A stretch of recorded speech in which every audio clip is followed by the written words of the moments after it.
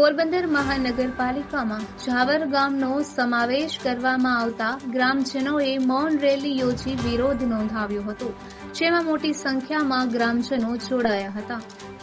પોરબંદર મહાનગરપાલિકા જાહેર થયા પૂર્વે તેમાં કોલીખડા, ઝાવર, વનાણા, દિગ્વિજયગઢ, રતનપરનો સમાવેશ કરવામાં આવ્યો હતો. મહાનગરપાલિકા જાહેર થયા બાદ ઝાવરના ગ્રામજનોએ તેમાં ભળવા અગાઉ પણ વિરોધ કર્યો હતો. ત્યારે વધુ એક વખત મૌન રેલી યોજી વિરોધ નોંધાવ્યો હતો, જેમાં કીર્તિ મંદિર ખાતે એકત્ર થઈ મહાત્મા ગાંધીજીની પુષ્પાંજલિ અર્પણ કરી કીર્તિ મંદિરથી સુદામા ચોક સુધી રેલી યોજવામાં આવી હતી, જેમાં ગામના માજી સરપંચો, આગેવાનો, સ્થાનિક ભાઈઓ બહેનો, વૃદ્ધો અને બાળકો પણ મોટી સંખ્યામાં ભાગ લીધો હતો. રેલી સુદામા ચોક ખાતે પૂર્ણ થયા બાદ 10 આગેવાનોએ કલેક્ટર કચેરીએ જઈ કલેક્ટરને આવેદન પણ પાઠવ્યું હતું, જેમાં જણાવ્યું હતું કે તેમનું ગામ પોરબંદરથી 7 કિલોમીટર દૂર હોવાને કારણે લોકોને નાના કામ માટે પણ ધક્કા ખાવા પડે છે. ગ્રામ પંચાયતની વસ્તી આશરે 3500 અને મતદારો 1100 થી 1200 છે.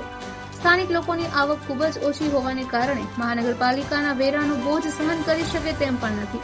આ કારણોસર ગ્રામજનોનો મહાનગરપાલિકામાં સમાવેશનો વિરોધ છે અને ઝાવરને સ્વતંત્ર ગ્રામ પંચાયત તરીકે જાળવી રાખવા રજૂઆતમાં જણાવ્યું છે. નિપુલ પોપટ, પોરબંદર ટાઈમ્સ. મારું નામ કેશુભાઈ છગનભાઈ બરડા. હું ઝાવરનો માજી સરપંચ છું અને અમારા લોકો આજે રેલી કાઢી હતી. કીર્તિ મંદિર થી સુદામા ચોક સુધી પૂર્ણાવતી કરી અને કલેક્ટર સાહેબને આવેદનપત્ર દેવાનું છે. અને અમે મહાનગરપાલિકામાં ભરવા માંગતા નથી. આખા ગામ લોકો અમારી હારે છે, એનો વિરોધ કરે છે કે મહાનગરપાલિકામાં જવું નથી અમારે, એટલા માટે અમે રેલી કાઢી. અને